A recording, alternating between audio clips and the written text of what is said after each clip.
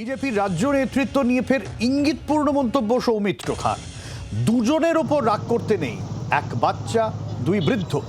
বিজেপির রাজ্য নেতৃত্ব নিয়ে প্রশ্নের জবাব সৌমিত্রের। কি বলেছেন তিনি একবার শোনাবো আপনাদের।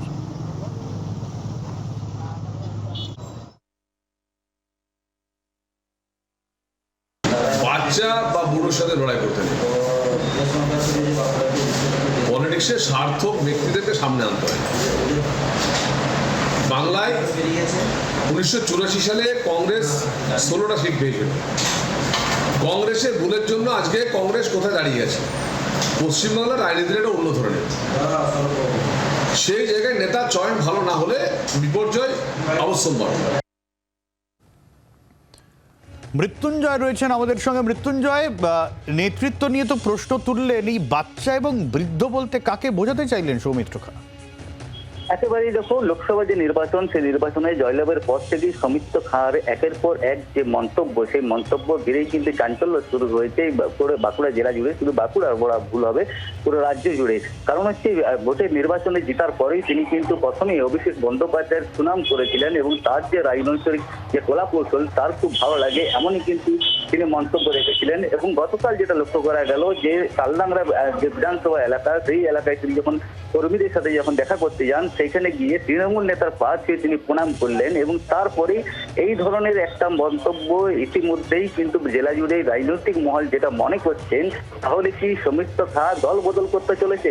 কিন্তু এই বিষয়ে সৌমিত্র খাঁয়ের সাথে কথা বললে কিন্তু সৌমিত্র খাঁ একেবারে হাসি ঠাট্টার মুডে তিনি উড়িয়ে দিলেও কিন্তু শুভেচ্ছা জানিয়েছে তৃণমূলকে, যে তৃণমূলের কাজকে, তাই তা নিয়ে তিনি কিন্তু শুভেচ্ছা জানিয়েছেন। এবং একই সাথে এই ধরনের মন্তব্য এবং 100 দিনের কাজ কেন জেলা জুড়ে বন্ধ রয়েছে তা নিয়ে কিন্তু তিনি রাজ্য বা কেন্দ্রীয় নেতৃত্বের সাথে কথাবার্তা বলবেন, এমনটাই কিন্তু জানিয়েছেন। তবে সৌমিত্র খাঁর এই ধরনের যে মন্তব্য, এই মন্তব্য তার প্রথমবারই নয়, এর আগেও একাধিকবার এই ধরনের তিনি মন্তব্য করেছেন। তবে এইবারে লোকসভা নির্বাচন শেষ হওয়ার পর এবং একই সাথে তিনি জয়লাভ করার পর একের পর এক যেভাবে তিনি মন্তব্য রাখছেন, সেটা কিন্তু একেবারে ইঙ্গিতপূর্ণ। এবং রাজনৈতিক মহল যেটা মনে করছেন বা বিরোধীরা যেটা মনে করছেন, হয়তো সৌমিত্র খাঁ দল বদল করতে চাইছেন বা চাচ্ছেন, কিন্তু সৌমিত্র খাঁ কিন্তু কোনো মতেই দল বদল করছে না। তিনি কিন্তু এইভাবেই কিন্তু ক্যামেরার সামনে তিনি সংবাদ মাধ্যমের মুখোমুখি হয়ে তিনি পরিষ্কারভাবে জানিয়ে দিয়েছেন। অনেক ধন্যবাদ মৃত্যুঞ্জয়। অর্থাৎ জল্পনা ক্রমশ বাড়িয়ে দিচ্ছেন সৌমিত্র খাঁ এবং তাই নিয়ে রাজ্য রাজনীতিতে যথারীতি চর্চা চলছে। বিজেপির একাংশ দলীয় নেতৃত্ব নিয়ে প্রশ্ন তুলতে শুরু করে দিয়েছে লোকসভা ভোটে এ রাজ্যে শোচনীয় ফলাফলের পর। এবার সেই তালিকায় সৌমিত্র খাঁ আগেই ঢুকে পড়েছিলেন। আবারও তিনি জল্পনা বাড়ালেন, রাজ্য নেতৃত্ব নিয়ে প্রশ্ন তুললেন এবং ইঙ্গিতপূর্ণভাবে তিনি বললেন বাচ্চা এবং বৃদ্ধদের সঙ্গে লড়াই করতে নেই। এবং একই সঙ্গে কংগ্রেসের 84 সালে 16 আসনের উদাহরণ টেনে এনে তিনি এটাই বোঝাতে চাইছেন, যদি নেতৃত্ব ঠিকঠাক না হয় তাহলে কিন্তু এ রাজ্যে কোথাও গিয়ে সমস্ত দলেরই কংগ্রেসের মতো অবস্থা হতে পারে। বোঝাই যাচ্ছে যে কোন দলের দিকে তিনি ইঙ্গিত করছেন, তার নিজের দলের দিকে ইঙ্গিত, তার নিজের দলের নেতৃত্ব নিয়ে ইঙ্গিত, সমস্তটাই খোলা রাখছেন সৌমিত্র খাঁ। এর আগে অভিষেক বন্দ্যোপাধ্যায় বলেছিলেন যে বিজেপির বেশ কয়েকজন সাংসদ তার সঙ্গে যোগাযোগ রাখছেন। তারপরে রাজনৈতিক মহলের হাওয়ায় বেশ কটি নামের মধ্যে এই সৌমিত্র খাঁয়ের নাম কোথাও গিয়েও জল্পনা আসে। শঙ্কর ঘোষ রয়েছেন আমাদের সঙ্গে, বিজেপির বিধায়ক। আমি শঙ্করবাবুর কাছে যে প্রশ্নতে আসবো, সৌমিত্র খাঁ যাকে নিয়ে কদিন ধরেই রাজ্য রাজনীতিতে জল্পনা, তিনি আবারও দলের নেতৃত্ব নিয়ে প্রশ্ন তুললেন। তিনি বললেন যে বাচ্চা এবং বুড়োদের সঙ্গে লড়াই করতেন এবং 84 সালে কংগ্রেসের উদাহরণ টেনে বললেন যে যদি নেতৃত্ব ঠিকঠাক না হয় তাহলে এ রাজ্যে টিকে থাকা মুশকিল। উষ্মা প্রকাশ করলেন, বোঝাই যাচ্ছে। আপনার প্রতিক্রিয়া? দেখুন, উনি আমাদের সম্মানীয় সাংসদ। উনি যে মতামত রেখেছেন সেটা তার ব্যক্তিগত মতামত।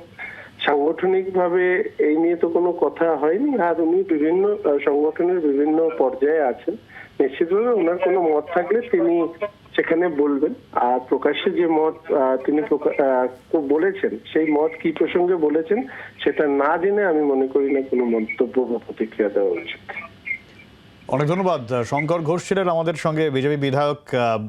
মন্তব্য করতে রাজি হলেন না যতক্ষণ না তিনি কি বলেছেন তিনি না বলতে চাইছেন। বোঝা যাচ্ছে যে কোথাও গিয়েও কিন্তু হলে দলেও একটা অস্বস্তি বাড়ছে সৌমিত্র খাঁর বিভিন্ন মন্তব্য ঘিরে। অবশ্য বেশ কয়েকজন বিজেপি নেতাই এর আগে নানান মন্তব্য করে ভোট পরবর্তী দলের অস্বস্তি বাড়িয়েছে। তার মধ্যে নতুন সংযোজন সৌমিত্র খাঁ, এবং যাকে নিয়ে শুধুমাত্র যে দলীয় নেতৃত্বকে নিয়ে প্রশ্ন তোলা তাই নয়, দলবদলের জল্পনাও রয়েছে। যেখানে যে ছবি আমরা দেখাচ্ছি, যেখানে তৃণমূল নেতাকে পা ছুঁয়ে প্রণাম করতে দেখা গিয়েছে, এবং তা নিয়েও জল্পনা, যদিও সৌমিত্র খায়ের দাবি এটা নেহাতি সৌজন্যতা। বাংলার আওয়াজ, বাঙালির আবেগ, জি 24 ঘন্টা।